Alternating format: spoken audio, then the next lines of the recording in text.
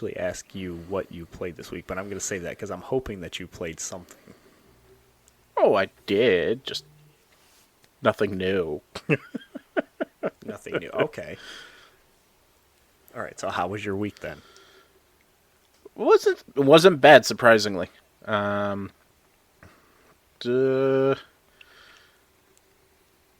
of boring, to be honest. Spent it either cleaning the house or watching Crunchyroll. By the way, that it went down yesterday. Crunchyroll did? Yeah. Oh. Like, just the entire service went down, wasn't playing anything? Yeah, pretty much. And when I went to go look it up, see if it was was something going on with my subscription and whatnot, other people were having the same issue too. I have no idea when it went back up, but yeah, went down yesterday. What were you watching? Was it that one show again? What the flip was I watching yesterday? I want to say at that time I was watching How Not to Summon a Demon Lord. But okay, I don't know what that show is. What was the one that you were watching when we were finishing building the Gundam that I kept mocking in the background? Oh my god. And I think I gave you an explanation. I think I gave you an explanation of the show too. Yes, you did. Because I know I heard of it, but I hadn't watched it yet. Oh, for Christ's sakes. I was trying to get out of the room. I want to say ReZero? I don't think so. That does not sound familiar. Although I know what that is, but I don't think that's the one you were watching. I'm sure it'll come to me at some point. It was like someone was traveling to learn to be a mage. That's like almost all the animes that seem to be coming out lately. That doesn't help. Okay, so what were you watching this time then? Just before getting on the stream, by the grace of God, but throughout the week it was How Not to Summon a Demon Lord. Okay. I don't know what that one's about. Another isekai Hello, one. kitty. Of course. Actually, Wasn't last year like the year of isekai anime? pretty much. That seems to be the treasure trope lately. Mm-hmm. Don't get me wrong, there's some good ones out of it. Like I want to say my favorite one was my grandfather. My grandfather's a wise man, or something like that. Such original names.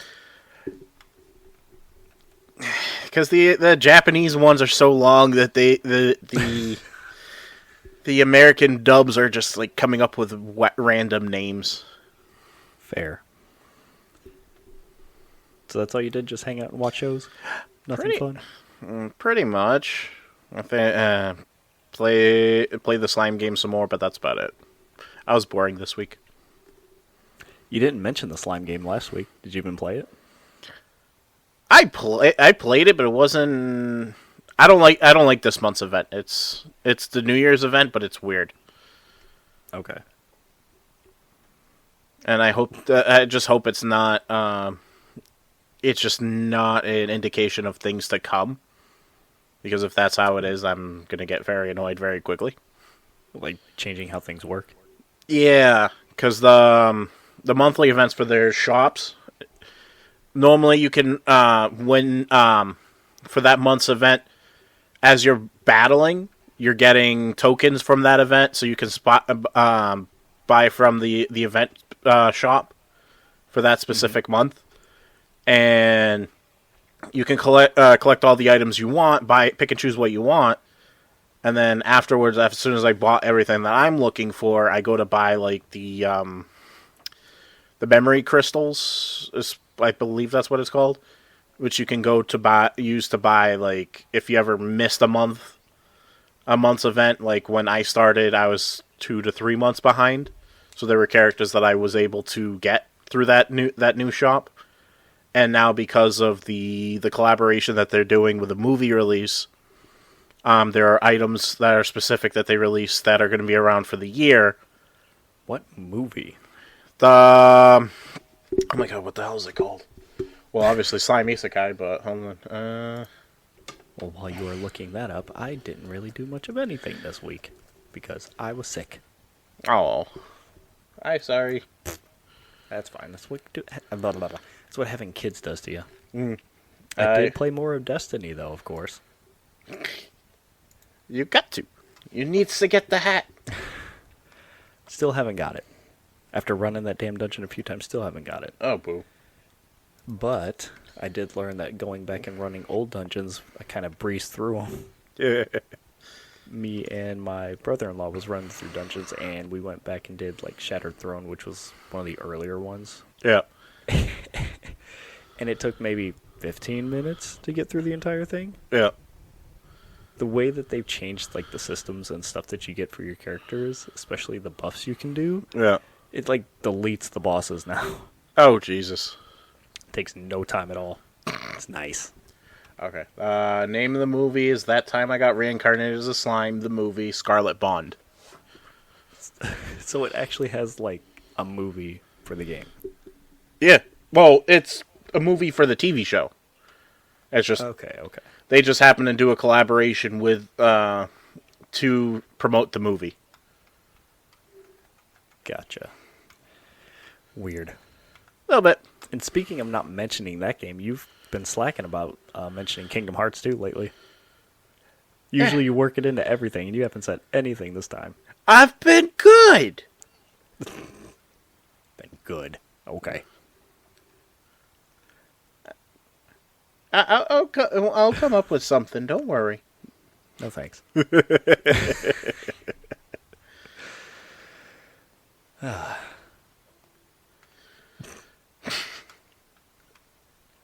Picking on me, and I'm actually not doing it this time. That's the bad thing. Or, the bad thing. Good thing? I don't know. I expect it, and then you let me down.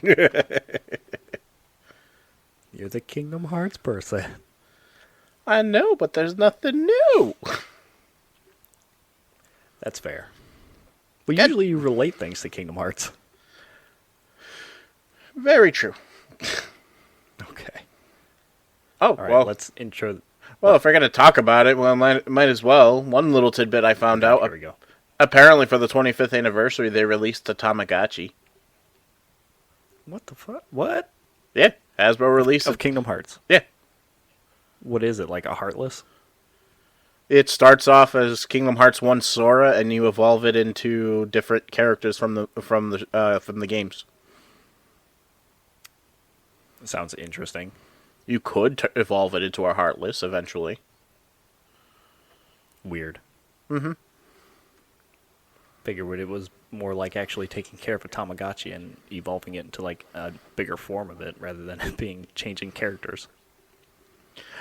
Sort of. Well, there's only so much you can do. Like, you can evolve it starting from Kingdom Hearts 1 Sora, you can evolve it into Kingdom Hearts 2 Sora or 3, and could become Kairi, Riku, a Heartless. Different people. This just sounds weird.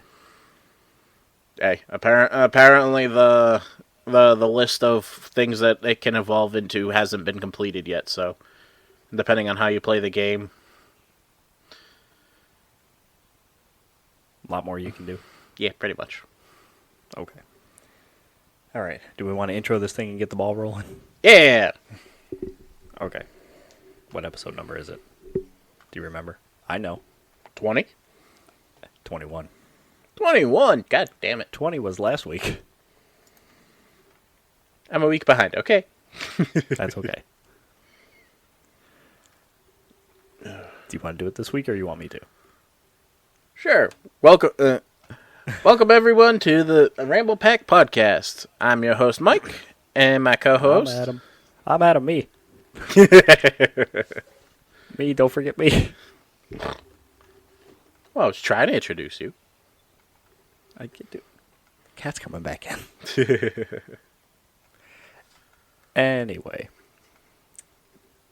from our doc, you can see there wasn't a lot of news this week, but Man, was the stuff that actually came out this week some interesting shit? Uh-huh. Well, let you start off since you're the Xbox person. Okay, I played the One Piece Odyssey demo on Xbox. How about that? Lucky for you. It's on PS4. Did you not download it and play it? I did not. I meant to. I'm sorry. You were supposed to. All right, that's strike 2. I'm sure there'll be many more strikes. All right. Well, I will say it's faithful to the manga and the anime. Oh, really? The characters are exactly how you would expect them if you watch the show. The game it's a JRPG, but it's odd. When you first start off, you have 6 characters, but only 4 are active at a time, and you can actively swap them out during battle. Yep. And sometimes during different battles, there's like areas. Like they call them areas in the battle, and you can swap areas depending on who you're targeting. And sometimes there's like events in those areas, like, oh god, what's his name? I don't remember all the names, but the dude with the big nose and like the poofy hair that comes out the side of his little hat. Usopp. Thank you. While you're wandering the island in one of the sections, these guys come out and ambush him because he's like behind everybody. So he's in one area, and the event is like get to him before he gets knocked out, and you have to defeat the ones in your area to get to his area to help him. Okay. And the battles are on like their own rock paper scissors kind of thing. Okay. When you were I like that type of thing. Those type of events I'm okay with. When you were saying events, I'm like, oh, what is it like? Specific Like a cutscene mobile game event? No, like the old Shonen Jump games, like on the PS2 or stuff like that. They would have like special cutscenes that are just for that character or whatnot. Oh, gotcha. Because I haven't played any of those. I didn't know anything about that. Nope, nothing like that. Okay, yeah, I didn't care for those. That was part of the reason why I'm not a fan of jump games. But well, as another example, there was an event where I think her name's Nami. Yep. Orange hair girl. Yes. This giant gorilla's got her, and she's surrounded by other things. And she gets like before the fight starts, she is ambushed and gets hurt by them or whatever, and your goal for that event is to heal her 25% or more of her health to succeed in that, and then you continue on the battle. Okay. Which is literally that it's a tutorial on how to use the items and stuff. Okay. So that's all. It was interesting. You start off at level 40 though, like during the demo. Okay. Yeah, and you got a lot of skills to play with. It's cool, I guess. Yeah, but if that transfers over to if that's supposed to transfer over to the main game, why would you start off so OP? How does that make sense? Good question. I don't know. You can pick up a bunch of items during the demo too, so maybe it's just those that carry over. Maybe, or maybe it's just like Plus, maybe since you're playing the demo, there's something that carries over to the game too. Or it could be one of those where it's the tutorial section, you're OP, but then once you start getting into the main game, it either... Yes. You lose all your stuff. Right. Could be that too. That would make sense. Now, I'm going to assume, since you said I'm the Xbox person, you want to talk about what was confirmed. Yes, sir. Okay. That was kind of squeaky. Xbox. That's okay. Xbox and Bethesda confirmed that they're having their own Nintendo-style Direct. They're going to have their own little showcase, which they were speculating, or well, some people were speculating that was going to happen basically after E3. Yeah.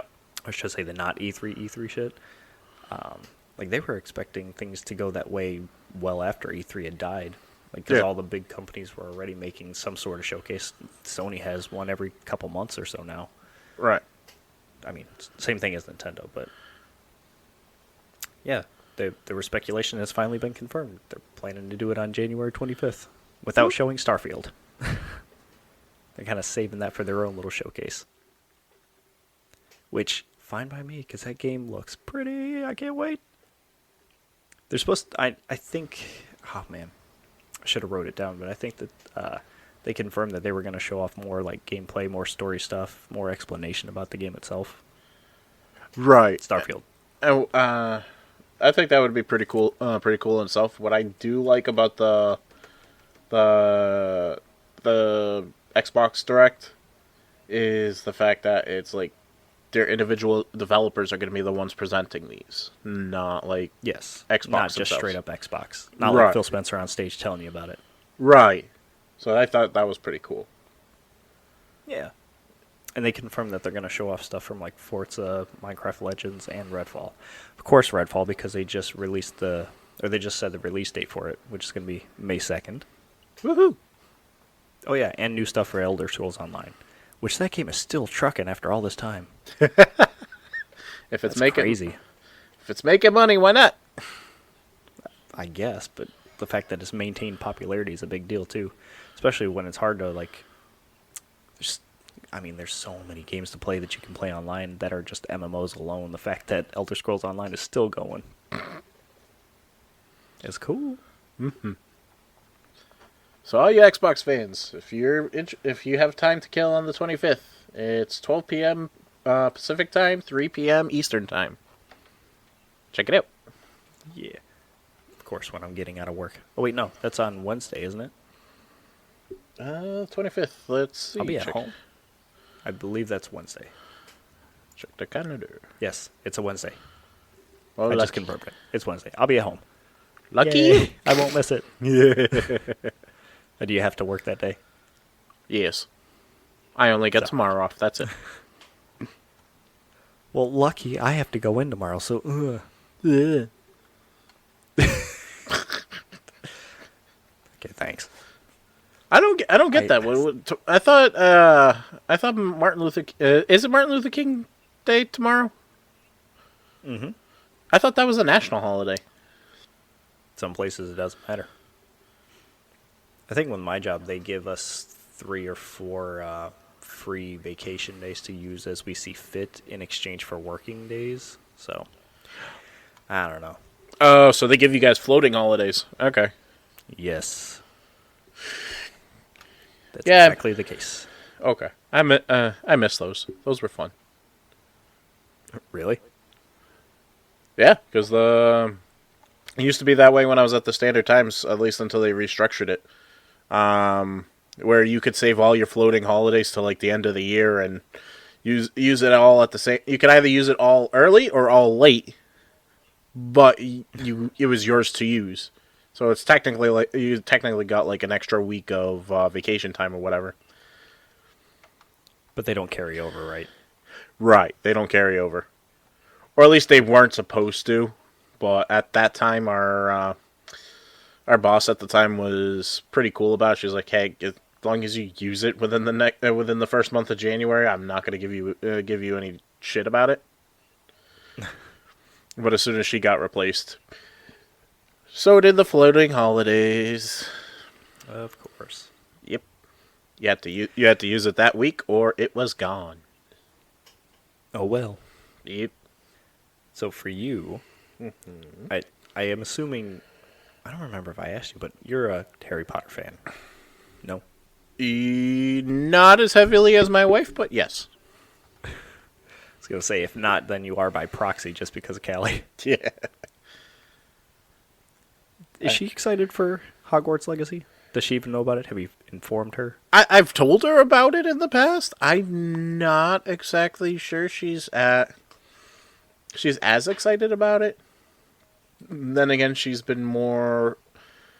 If she's had free time, she's been more focused on playing Dreamlight, so she hasn't mentioned anything about Legacy when it comes out. Still going strong on that. Oh, yeah. Not playing as much as I used to, but at the same time. Same here. We just got Stitch recently, so we're very behind.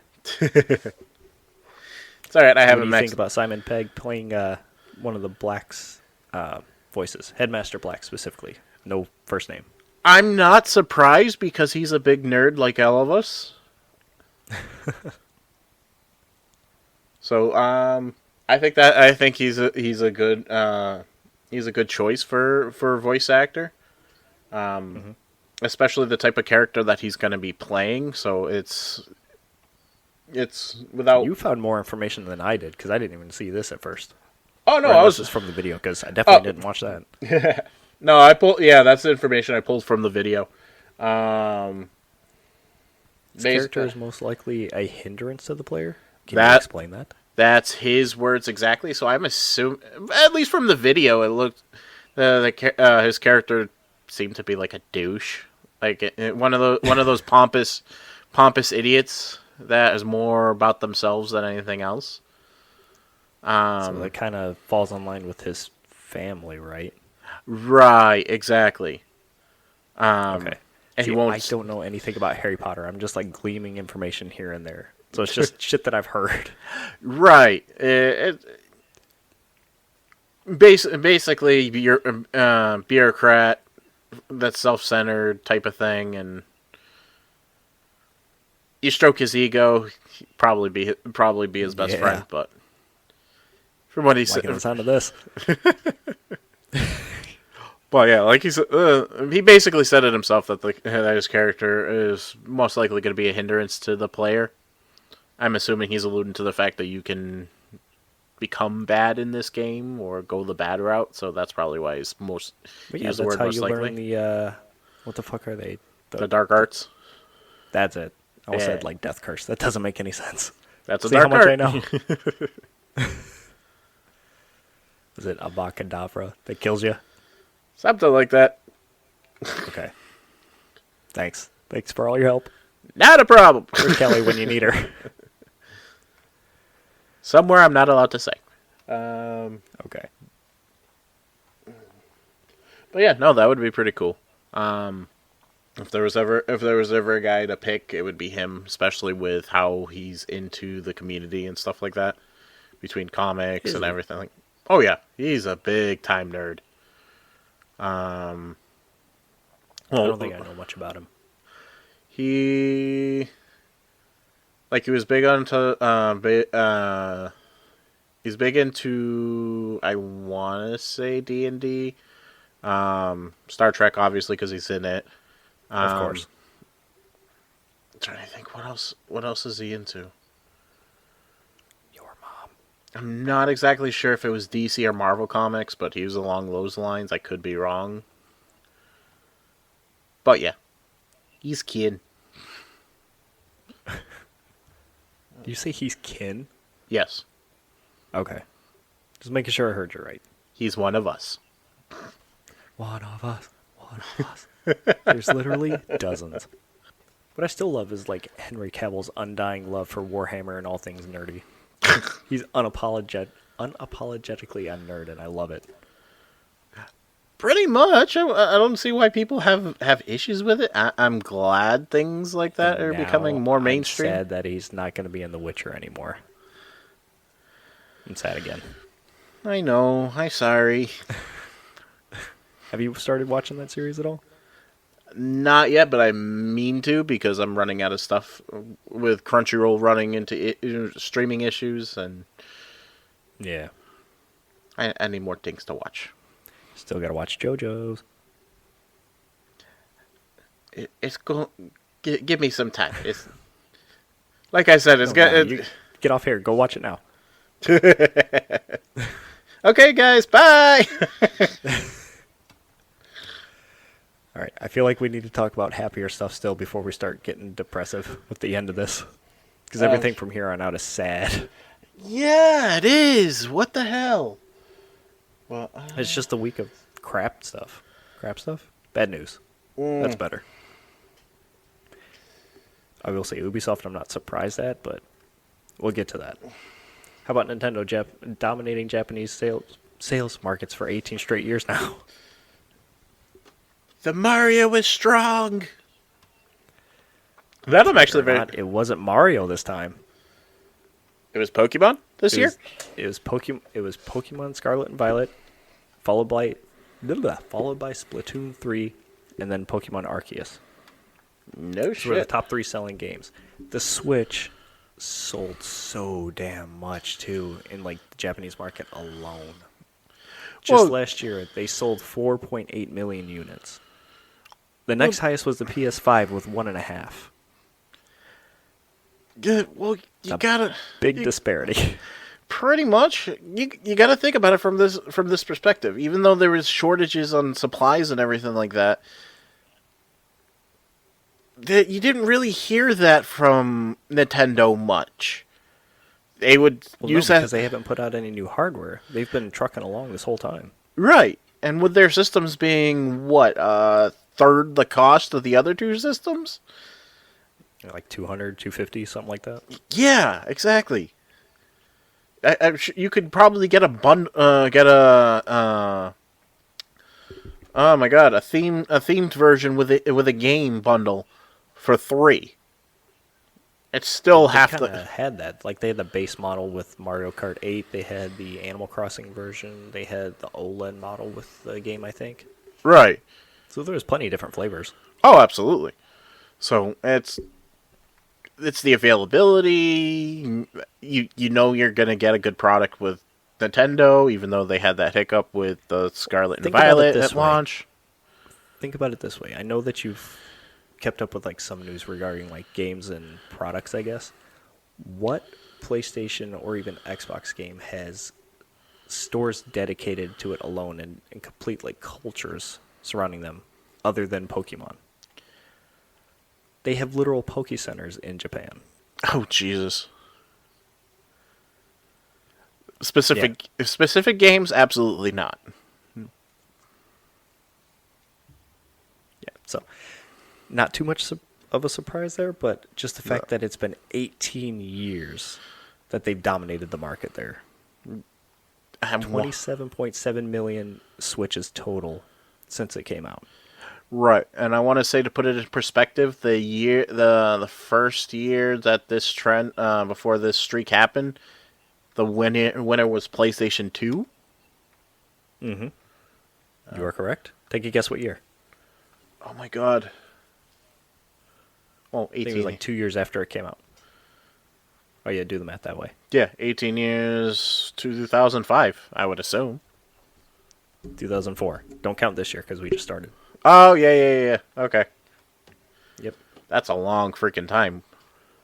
Yep. And this is all coming from Famitsu, which is a Japanese online magazine, I believe. Yes, And sir. they publish all the numbers. So if you can find a way to translate it or get it translated, there's all the information. It's crazy. Yes, it is. Good on you, Nintendo. Keep it up. I mean, that's where they started, so it makes sense. Plant your feet and grow. Let's see. So, about Callisto Protocol. Hang on. You want to do a sad thing still?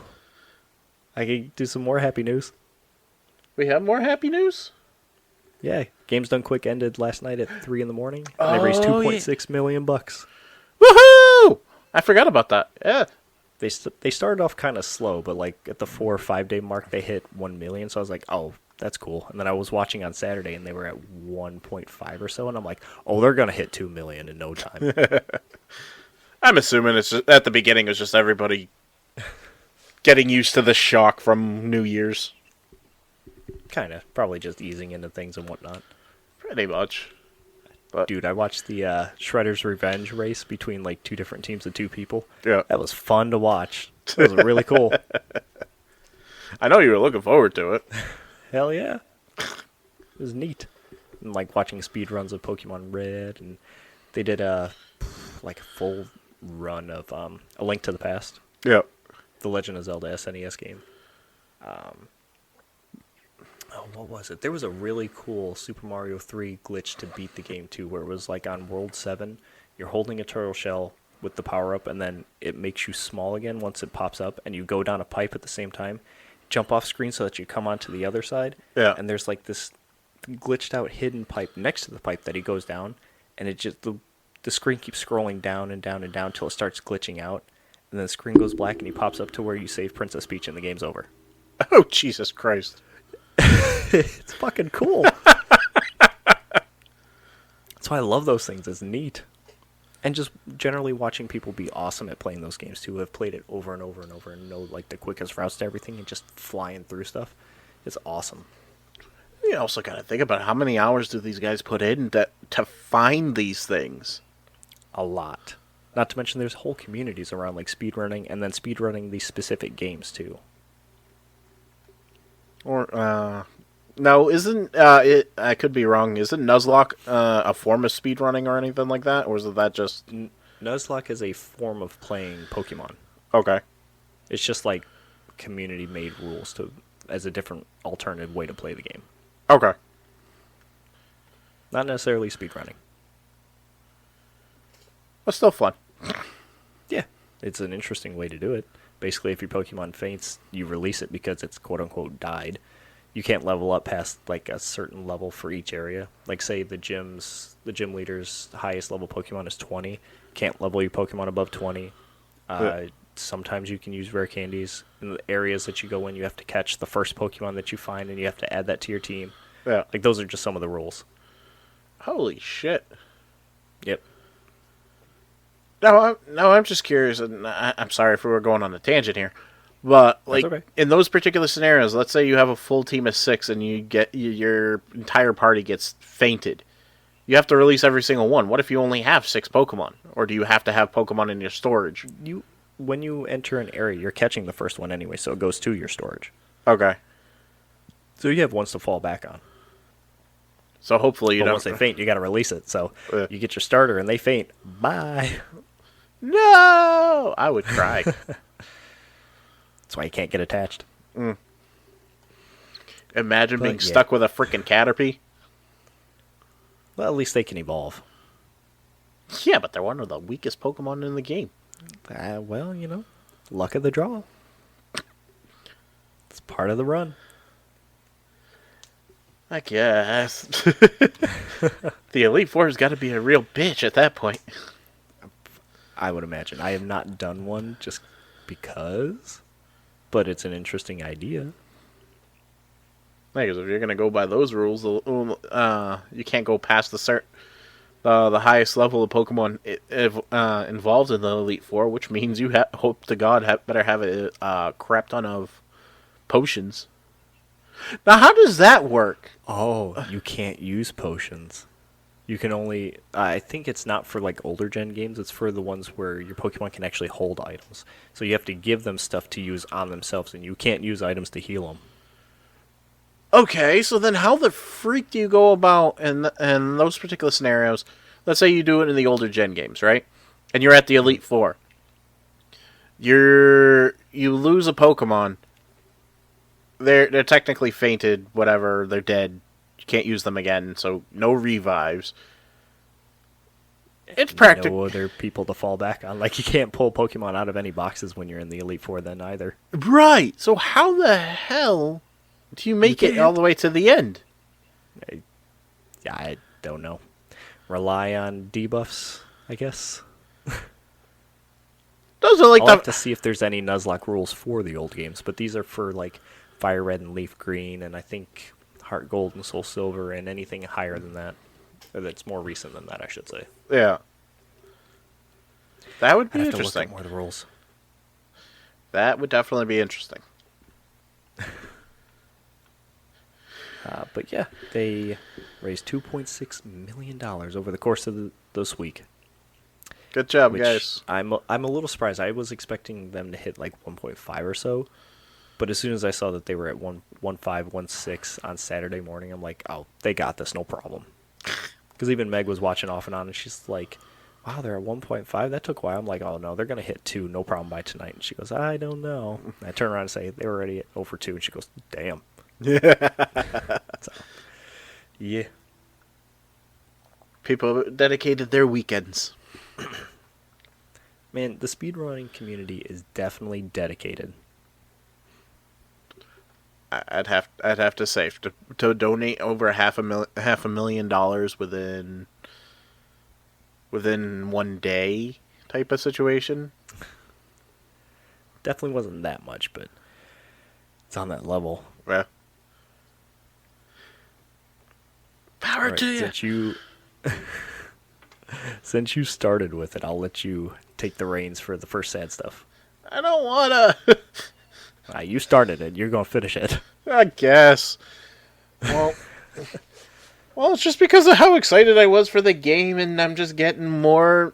It's just more and more bad news. Yeah, you were excited, and then the game was riddled with problems at the start, and then people were saying it's middling when it came to playing the game. I And know. now this. Yeah. Well. Okay. All right, guys. What we're talking about is Callisto Protocol. Apparently, Again. there were developers being left out of the credits. Estimated to be about 20 developers omitted from the game's credit roll, which includes senior devs and key contributors. If for example of why this is bad, why they did it. One, they didn't really give an explanation. The people that were excluded are people that have been on the project for... Some have been on the project for at least a year and left the company for one reason or another. With that year, too, I appreciate you putting in the International Game Developers Association crediting standards. Because it says even for like people who've worked a minimum up to 30 days have to be included on that. Which I didn't even know about.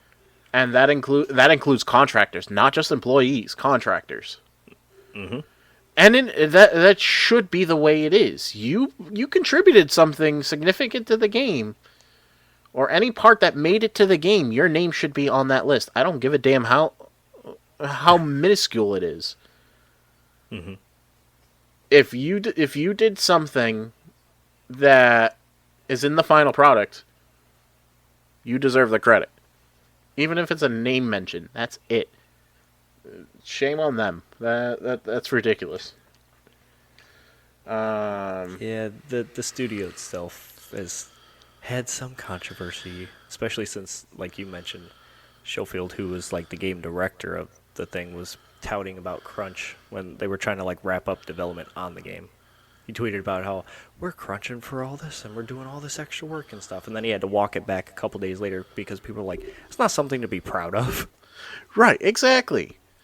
So shit like this isn't making things look any better. I'm like, I get the reasoning why you were toting it, but at the same time, fine. If you're good, I get that he's proud of the work that the company is doing and how hard they're working, but I assume him being a game dev and been in the business for a long ass time now, because he worked on the original Dead Space.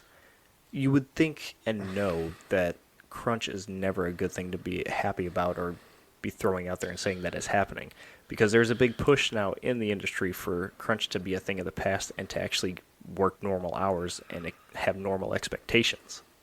Right, exactly. And then if you're gonna, and my thing is at that point is if you're gonna be the same person that was toting it, whether you walked it back or not, then give credit to the people who, then give credit to every single person that made that crunch happen. It's I'm you wondering can't. if the omissions were an intention or if it was just an oversight. Some people, I want to believe it's oversight just because of the high turnover rate that they had. What'd you write down in the fourth quarter of 2021? According to one of their sources, turnover at the studio in the fourth quarter was considerable. Yeah, it was one of the most considerable turnover that the studio had in the fourth quarter of that year. But even then, if they were, like, for example, the International Game Guidelines are requiring you to make, even if these people leave, you're required to take note of their names. Yeah, I mean, I would assume that they're going to keep track of all that stuff just in general. But following those standards and guidelines, of course, they have to retain all those people that worked on it.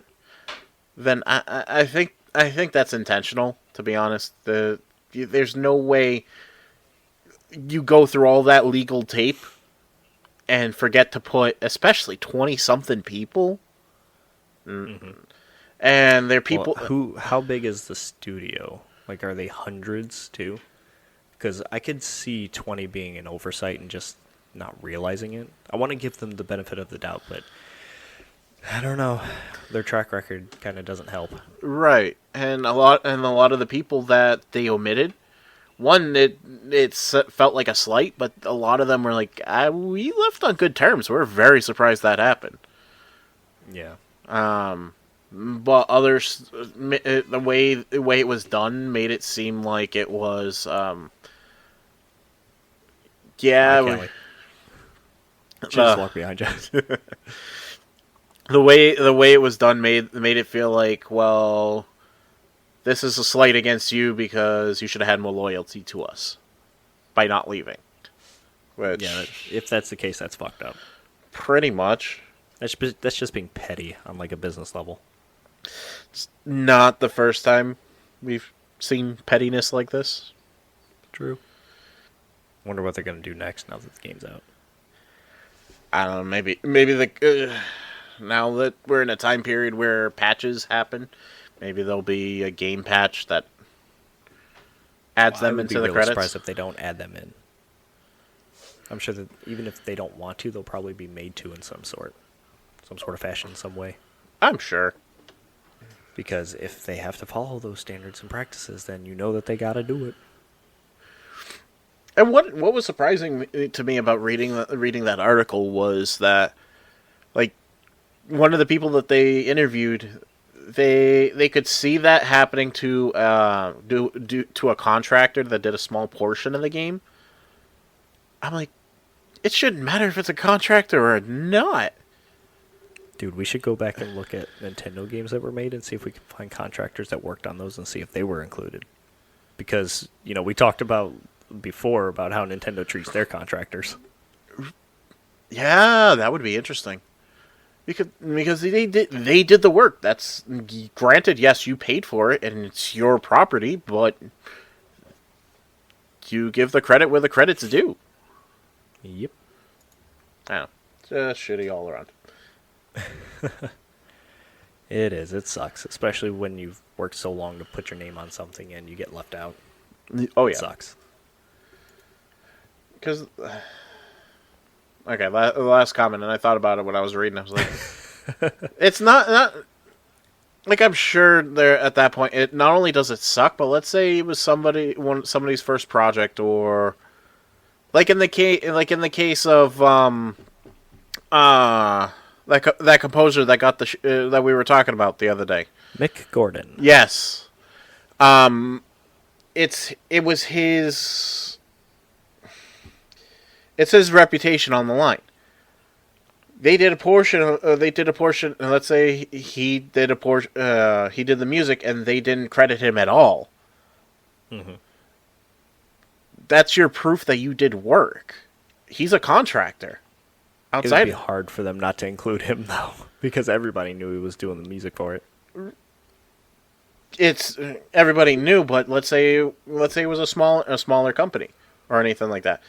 Along the lines of, let's say you're a starting contractor and you're working on the portion of the game, and you get left out because you're contracted to do a small section, but that's your work experience. You don't have that credit. You don't have that proof. It's he said versus she said. They go to work, go to bat for another go to acquire a contract with another company. That company goes to check in on their prior employer. Go, oh, we didn't work. They didn't work for us, or we have no record of it. Mm-hmm. Who are they going to believe? You said who you're going to believe. I thought you were going to say who you're going to call. Oh, Jesus! I don't know why. I thought you were going to go with Ghostbusters. I was ready for it. So in the same vein of companies not doing so hot. Yeah. I'm not surprised at Ubisoft, like I mentioned earlier.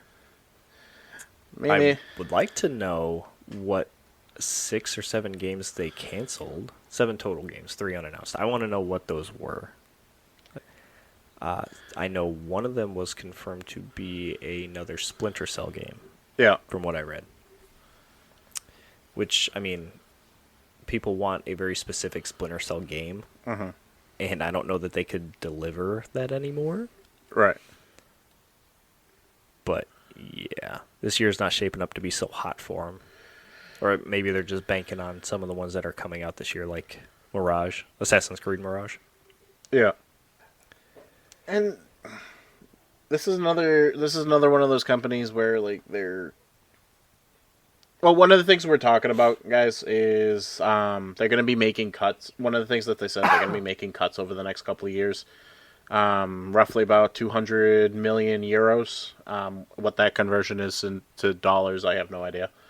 Through restructuring, divesting some non-core assets, according to them, usual natural attrition. But then the CEO even goes so far as to send an email. Had the ball to send an email out to his staff saying, "Hey, the ball's in your court." To deliver the schedule of games on time. Right. Like, how do you say that to your company and people working for you? It's like, I know you're making the stuff for us, but it's your duty to make it happen. Well, you got to kind of have the structure set up in the right way and have the assets to do so. Right, exactly. And I'd have to agree with this explanation. Reed Pop's head of games, Christopher Dring, commenting on this, they basically were saying that Ubisoft is suffering compared to other publishers because they don't have the significant live service games like other servicers. They're relying heavily on sticking with their release schedule, and they have nothing in place to fill in the gaps between these releases to offset those costs. I'm going to kind of disagree with that statement, though. You don't need a live service game to fall back on to be profitable. Look at Bethesda alone. Sure, they've got Elder Scrolls Online now, but that's like a one and only thing when they're mainly known for single-player immersive story games. They're mainly known, but even then, they believe they have their cash cows of the live stream to get them through. They're not specifically saying, "Hey, these are." They have Fallout as well now. Yeah. But even then, that was an uphill climb for them. Yeah. They've made it work. I can see his reasoning behind it. It doesn't exactly have to be. I can understand that too. It doesn't have to be their cash cow or their main income, but the source of income, yeah. Right. But having at least the live service games that have that steady income to get them through, it could provide like a safety net. Right, exactly. And you don't run into bullshit like this. That's all I got to say about it, to be honest. I don't know if you mentioned this when you were reading his quote, but he brought up the idea of GTA Online, FIFA, Call of Duty, and Fortnite. All live service games, that's true, but I feel like it's depending on how you look at that, too. How so? Well, you know what? I thought about it, and I'm probably wrong. Because I was like, Fortnite's Epic. Epic makes a bunch of games, but they also are like, they were working on looking at different companies to invest in or buy out. Mm-hmm. What was it? Gearbox was purchased by, who was that one company we talked about recently that got their hands on a bunch of companies? Oh my god. I know you know what I'm talking about. Uh-huh. Because I always thought Gearbox was under Epic or that they own them. But also, that also just makes me think. GTA Online, sure, that's Rockstar, but also Rockstar is under Take-Two. Or 2K. Yeah. So, I feel like that's not entirely fair. I mean, it is and it isn't. But I will say that it makes sense. Right. At its base statement, it makes sense. Obviously, we don't know the financials of everything, so And I'll also say it's not just having a set release structure and having those be delivered on those days at all the time. yeah, Ubisoft just has not changed. Like, they have Just Dance that they put out every year. They have Assassin's Creed that they do every year, every 2 years or so, which has gotten to be so bloated to the fact that now Mirage is going to be scaled down based on community feedback. Far Cry is stagnant now. It's the same kind of formula like we talked about, which is why people are excited for Redfall. It's just all the games that they've put out, they follow a similar structure in gameplay and game format, and they seem to have refused to change it. One of the ones that people were looking forward to was Beyond Good and Evil 2 because of the scale and the size scale of the game, the way it changed up from the first game to the second one, and they have been working on that game for the better part of a decade and a half. Yeah. And still nothing.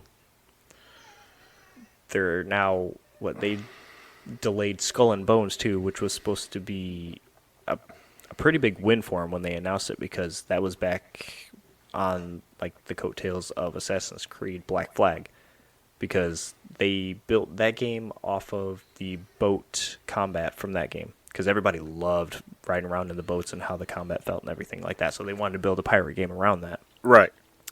And now it's on its 6th delay. Oh, jeez. And they're well off on to like 4 or 5 Assassin's Creed games after that now. Yeah. So, and the statement they put out for that was just, it gives us extra time to work on the game and add more polish and do these things. But in the next couple days, we're going to show gameplay stuff. We're going to talk more about it and show you more things from it. Sure, great. You and me both are on the idea of you need more time to work on the game, do it. I'm just going to say this is their 6th delay again for something that everybody was excited for and looking forward to. You kind of, not to make a pun of it, but you're kind of taking the wind out of the sails. Oh, Jesus Christ. That was bad. Thanks. I'm a dad, what do you expect? Yeah, everybody, there's your dad joke for the day. Everybody gets one. Oh, my God. Oh, yeah, do better, Ubi. For the love of God. Well, what is your take on it? Because I just kind of said a bunch of shit. What, on the delays or the entire situation? I guess altogether? just about Ubisoft in general. How much do you know about them and their games and how they handle stuff? Outside of the Assassin's Creed, I've never really, and even then it was very few titles. So I don't play too many Ubisoft games.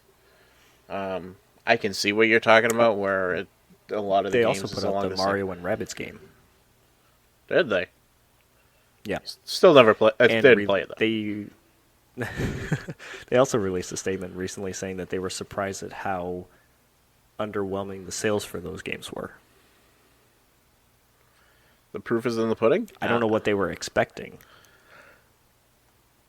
I don't know. I'm assuming they were hoping to ride on the coattails of Mario. I don't know. I mean, like, some of the streamers that I watched that play the game and some of the buzz that I heard from it was that the games were excellent, especially if you like XCOM.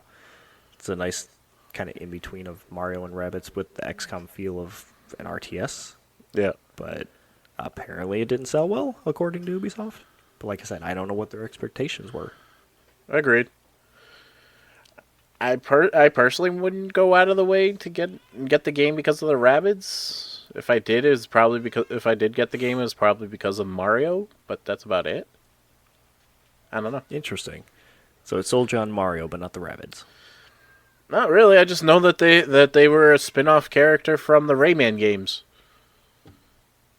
That's about it. They are the minions of video games.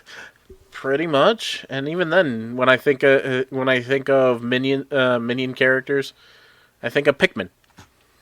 Before I think of Why Rabbids. Pikmin? What?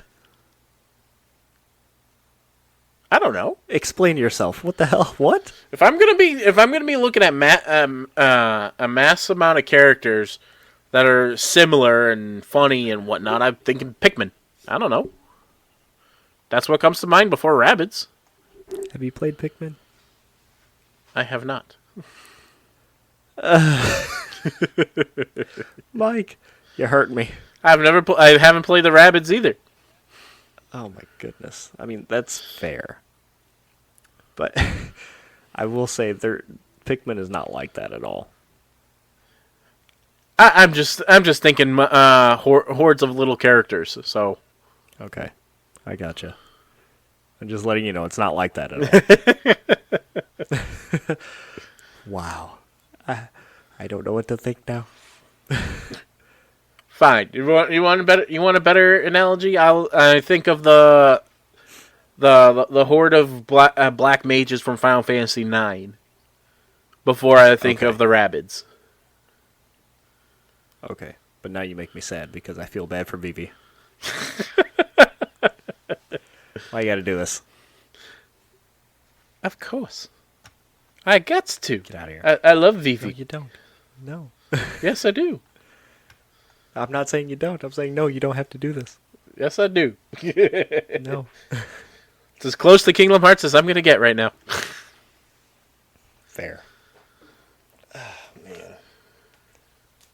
All right. Do you want to talk about the topic that's kind of dominated the news for the last couple days now? I'm not understanding. What the hell is the issue? Money. It all boils down to money. It's been like this for years. Yeah, since literally 2000. Yeah. Anyway, Wizards of the Coast, which owns Dungeons & Dragons now, is tightening its grip on the market. And they're changing their OGL, which is their open gaming license, which is what a lot of creators and people who make their own homebrew games or people like Critical Role and stuff build their base off of. They're changing how that works now. People are pissed. As they should be. It's been like that Absolutely. It's been like that for 20 plus years. Like, sure, update it to like stay current with the times and the changing of cultures and stuff like that. But don't make it so significant that you're fucking with people's livelihoods and taking away from them in the process. I don't think they legally could. They own the license. They can. They make the rules for that kind of thing. But depending on how the licensing contract is, I don't think they can actually break it. Especially with how long it's been in place. Sure, they could probably put addendums in it or whatnot, but depending on how it was done, I don't think they could throw it up. The original OGL was only 900 words long. That is, wow. Short. Considering the leaked document for their new 1.1 version of the OGL was just over 9,000 words. That was what the IO9 article said. Yeah. Big change. I don't know. I don't get what their reasoning is or what their thinking is. Yes, I understand money, but how are you going to crack down on that? I'll tell you this. One of their quotes specifically states that the OGL wasn't intended to fund major competitors, and it wasn't intended to allow people to make D&D apps, videos, or any other printed or printable materials for use while gaming. And they wanted to update the OGL to make that clear.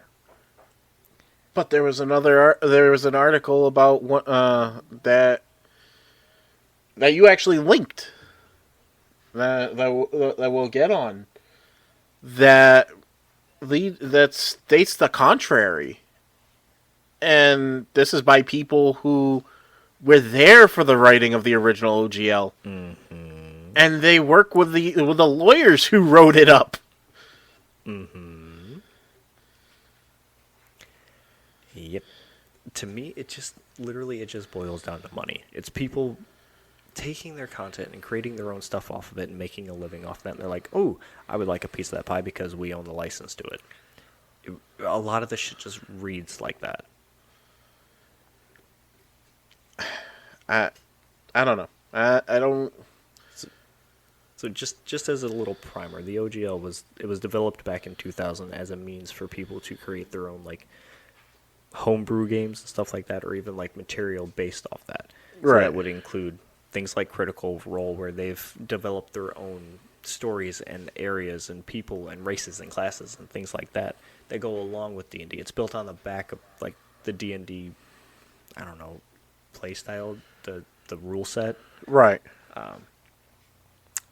The list of rules that it what is it? It was dedicated to the system resource documents, which was a list of rules that specify guidelines on publishing content under the OGL, which included character, species, classes, equipment, all that fun, happy shit from D&D itself. What it essentially did was it allowed everyone to create content or products for D&D, sometimes leading to ones that specifically were in competitions with Wizard of the Coast, which is kind of, I think that might have been where Pathfinder came from. I'm not sure. I haven't really looked much into Pathfinder. But the one that I keep saying is Critical Role because they've gotten so big building off their own world from D&D. Right. That they have their own shit. They have their own company from D&D alone. Right. I can, if they don't handle this correctly, I can see this being a legal battle. Just because of, like I said, how long it's been, the original OGL has been, structured the way it was, and where, like you said, it's going to affect people's livelihoods. Mm-hmm. It's like saying, for example, right now, like Tesla's copyrights or their patents on their products for their electric cars. Those are open source. Those anybody can use them if they want, just so that they could develop. His way of thinking is, go ahead, use it. See if you could make it better, because it's only gonna better our community. I view it as the same thing. It's like him turning around and saying, "Oh, now you can't use it anymore." 20 years from now, or when, like for example, when Biden... it's more changing the rules of how you use it, right? Where they followed that structure for God knows how long. Now, oh, you had it for free. Now you got to pay. Now you got to pay me royalties because you used it. You're using my license. So funny you bring up royalties. They did in their new 1.1 version. They added in like a clause of tiers for how much money people make. Yeah.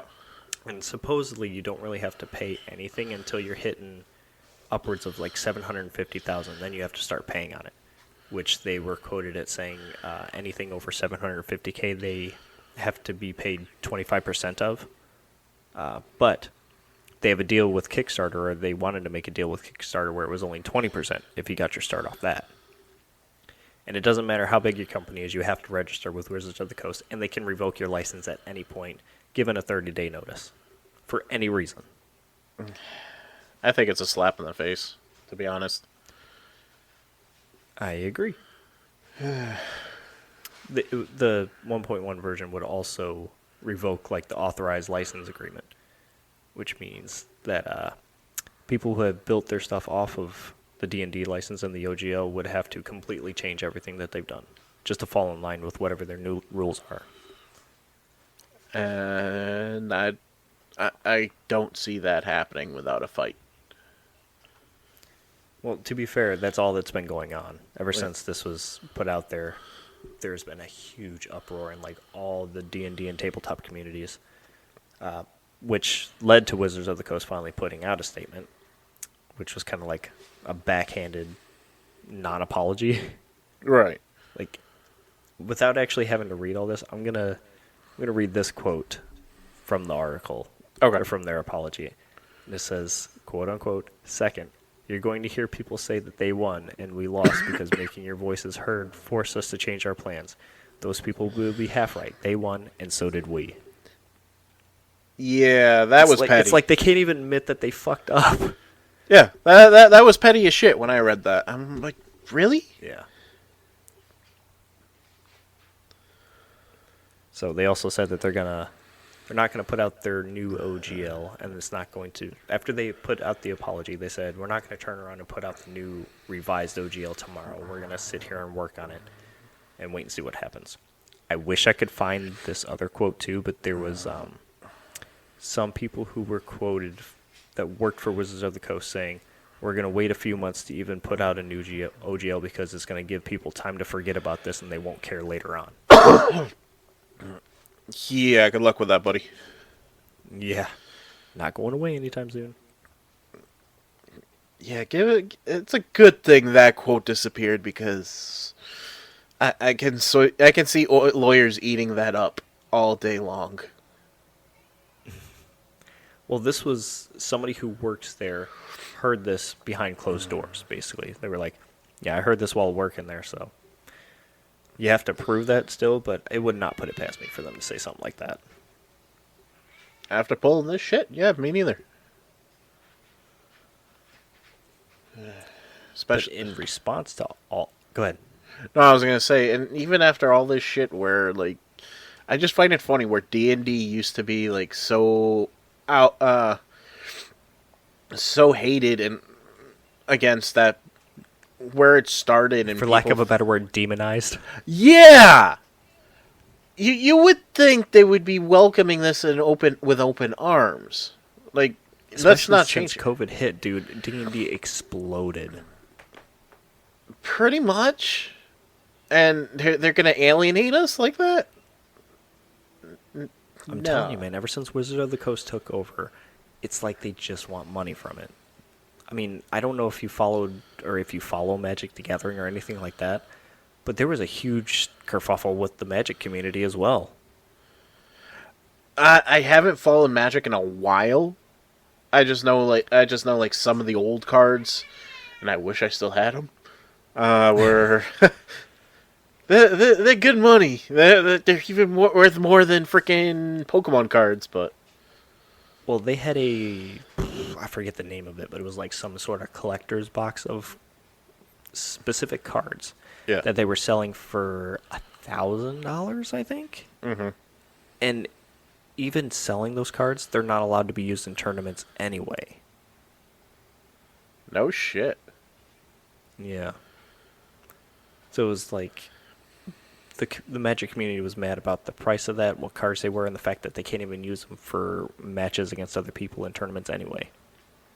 And it felt like it was just kind of like a cash grab, banking on like old nostalgia or the want for certain cards. Right. Now, I'm assuming these are the cards that you're talking about. They're like re-releases of old cards or something like that, right?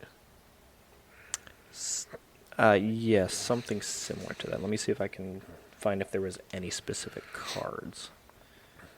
Now, what was the reasoning behind them not being able to be used in game? Does that mean the original ones couldn't be used, or just because they're re-releases or whatnot? I'm looking it up, just so I don't get it wrong. Okay. Anyway, did you read up on Paizo making their own kind of collective? Right, yeah. The idea, from what I read, they were looking to collaborate with other gaming companies, doing their own open source licensing, where so they don't run into the same issue they did with Wizards of the Coast. No one company is going to own the licensing, and that they're actually hoping to get like oh my god, the name of the type of what TTRPGs? No, the type of, I want to say the type of business, or not really a business because they're non for profits. Wow, I really can't believe. Yeah, brain fart moment. They're trying to look for like a non for profit who would be able to handle the ownership of the licensing and not have to worry about running into the same situation that D&D ran into, like something like Linux or whatever. Mm-hmm.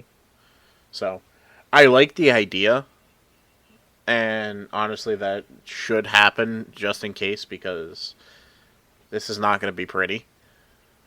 However this goes. I mean, the ball is in Wizards of the Coast's court. Mm. We got to wait and see what they're going to do. I don't expect much, considering their statement that they put out, or their half-ass apology. Right. I found some information on the Magic thing. Okay. It's the 30th anniversary edition. It's like a box of those cards, but they're still randomized. Okay. Let's see. It's $999 for 4 packs. The Okay. cards are still randomized, and they're not legally sanctioned for play. They're just for collecting, Now, how would they know? because that's how they were printed. Magic, when Magic cards are made, they have symbols and like the dates of printing or whatever on them Yeah. that denote what series they came from. Okay. So, of course, when they come from the 30th anniversary collection, they're going to have whatever symbol that's associated with that. I'm assuming that it's going to look a little differently from the previous version of that card as well. Okay, so they might have something that denotes, like, not for tournament use or whatever. Because I think I remember, if I remember correctly, you know how Shonen Jump magazines would sometimes have, like, Yu-Gi-Oh cards on them or in them, whatever, as a promo? If I remember correctly, one of them was like Wing Dragon Ara or something like that, and at the bottom it said not for tournament use or not for not for game legal game use or whatever, something along those lines. Yeah, just for collecting only. Right. So What's the point of having it, though? It's worthless. pretty And that's essentially what's wrong with this instance here. yeah. You're getting 4 packs of randomized cards for $1,000. You don't know what the hell's in them, and you can't use them anyway. They're essentially worthless unless you just want to collect the pictures on them. Right, but at that point, if you're going to be spending $1,000, you might as well try to go for one of the other cards and have one of the cards that are featuring and have be worth the money. It won't be, though. I mean, you'll have the card, but there would be no use to it at all. No. I'm talking about using, like, if you're going to spend $1,000 on a box of useless cards that are worth shit anyways, go for use $1,000 to buy their original version. Oh, gotcha. At least the worth would be there, and it's not random because you're buying. You know what you're buying. That specific one, yeah. Shame on you. Yeah, and remember, Magic is also owned by Wizards of the Coast, so I'm telling you, it's a money thing. Fuck you. So does that mean the next time we actually go to do an online session, we might be getting updates on it? No. We'll be fine. If and whenever we get around to playing, we're not really changing anything. We're not making a business off the backs of D&D or anything like that. We're just playing the game. No. I'm talking about Roll20. Like, they might have to adjust some things on their end, or where Roll20 might not be free anymore. That's a good question. I mean, Roll20 itself is free, and then, like, certain community-made assets are free. Yeah. You can also import your own assets, but they do have modules from D&D and stuff like that you have to pay for anyway. So I'm assuming they have a licensing agreement with Wizards of the Coast to even be able to do that. So I'm sure that everything is on the up and up between them. Okay, so we like you said, we may not see anything the next time. No, I don't think anything will change. Maybe they'll put out a statement saying something has changed, or maybe they'll even take a stance as to on what's going on. I don't know. I haven't logged in a while to see. Right. But who knows? Fingers crossed. Fingers crossed for what? It's nothing bad. Okay. Yeah, I wonder just how far the fallout would be, like how far-reaching it would be for them to change all that stuff. Because then, think about it this way: what about, you know how you order your you ordered your game pieces online, right? I'm assuming it's not an officially licensed. Some of them might not be officially licensed through D&D or whatnot. Like, not specifically they released specifically? it. Like the minifigs. Is that part of that too? Good question. There are, like, man, a lot of the ones that I painted for you guys were, like, specifically D&D whatever series ones.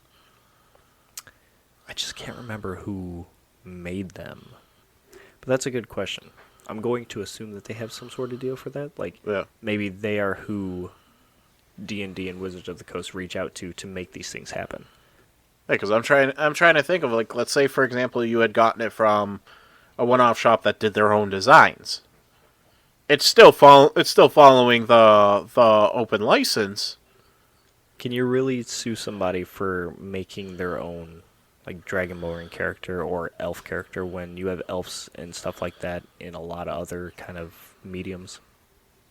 If you're advertising it as for D&D use, then yeah, I could see that happening. Disney's done it for less. Nah. It would not go anywhere. Because that would be a really hard thing to argue with.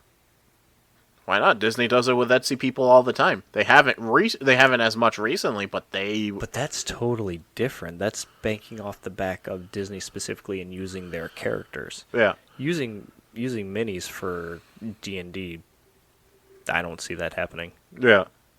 I mean, hell, could you take, like, any kind of other race or species character, put it in your D&D session and say, this might have come from this, but I'm using it for D&D. Could they turn around and sue you for using a different figure for D&D? Just because you're using it for it doesn't mean anything. Yeah, that makes sense. Because then let's say you design your own orc or anything like that based off of, let's say for example, we wanted it to look like in the style of one of the anime that we watch, because they have orcs and goblins and elves and all that stuff. You wanted to go in that style direction. You create it yourself, outside of the copyrights for those characters. I think that the only thing they could come back on you for that would be, they have very specific named characters for D&D. Yeah. Like in some of their old stories and things like that, or different areas, different monsters that are named characters created for D&D or from their own specific lore. Yeah. If you turn around and make something based off of those characters and then try to sell it for your own, then they could come after you. Right. So, but if it's not their own named character, so like let's say, for example, where the guy for our one-off, I made Bao. His frickin' name came from the Disney short about a dumpling. Does Disney own the rights to dumplings? No. Okay, then you're fine. Yeah. Yeah. But just because you get a character made based off... Let me rephrase that. If you make a... Say you go to Hero Forge, which they make custom minis too. Yeah. Say you get one made based off of your perceived likeness of your D&D character. Yeah. Wizards of the Coast cannot come after you just because you had a minifig based off of a character that you, in your own mind, created. Right. They did not develop the idea of a Dragonborn or an elf or a drow or anything like that. They are just fantasy characters that are in that sort of universe. Right.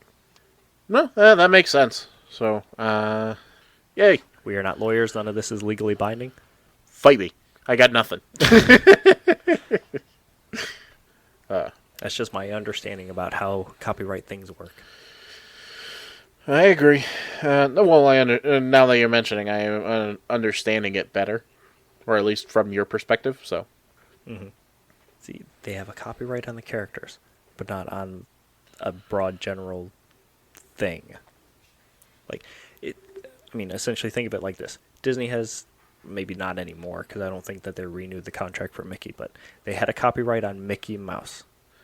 They don't have a copyright on mice or cartoon mice. They have copyrights on different versions of Mickey Mouse. Those are things that they've also created themselves. Right. The thing that's coming up, and that's where the confusion is. And again, I apologize for the tangent. That's where the confusion is on the copyrights, especially like when Winnie the Pooh's copyright came up. The Winnie the Pooh whose copyright came up is the author's version of Winnie the Pooh, not Disney's version of Winnie the Pooh. Right. Like the old actual stuffed animal looking thing. Right, which is also why Disney was able to bring back Oswald the Rabbit. They didn't buy the copyrights back, the time elapsed, so now they can use it. Yep. Whereas Mickey, it's that first iteration, the Steamboat Willie iteration. That's what's coming up. The ones we know of, or even our kids know of now, it's going to be a long time before those copyrights come up. Yep. The mouse got to get paid. Yep, pretty much. And that's another example of it just all comes back down to money. Yep. Well, that kind of falls under the idea of like Nintendo squashing fan-made games of their stuff too. As long as you're not using their assets, who gives a shit? But Nintendo's very tight-fisted about their titles too. Mm-hmm. You breathe in their direction the wrong way, and you're getting a cease and desist. Was that Pokemon?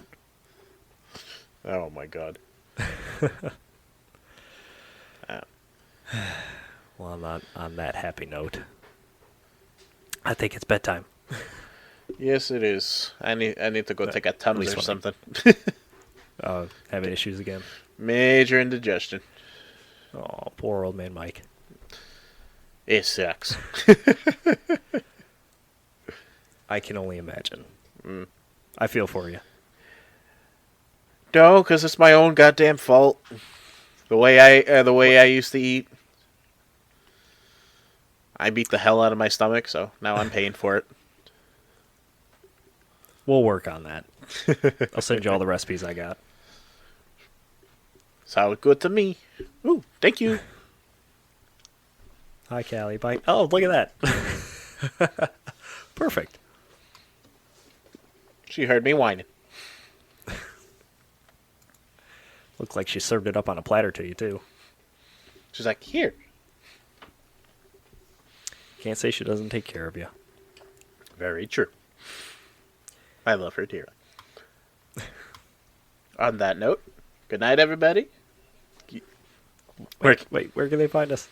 You can find. Well, Where's our socials? I was getting there. Relax. Do it now. You can find it. You guys can find us on Facebook. You guys can find us on Facebook, Twitter, Instagram, Spotify, anywhere you can listen to the podcast. Where's the stream coming out of right now? Twitch. It's on my Twitch, but maybe we should start one for the podcast when we start doing things normally. Yes, this one came out. I'll always post links for this. So yes, this one's coming off of Adam's, but hopefully in the future we'll have our own. And all the socials are Ramblepack Podcast on Facebook and Ramblepack_pod on like Instagram and Twitter. It's all some variation form of that English. Yay! So everybody, Okay, good night, Mike. Good night, Mike.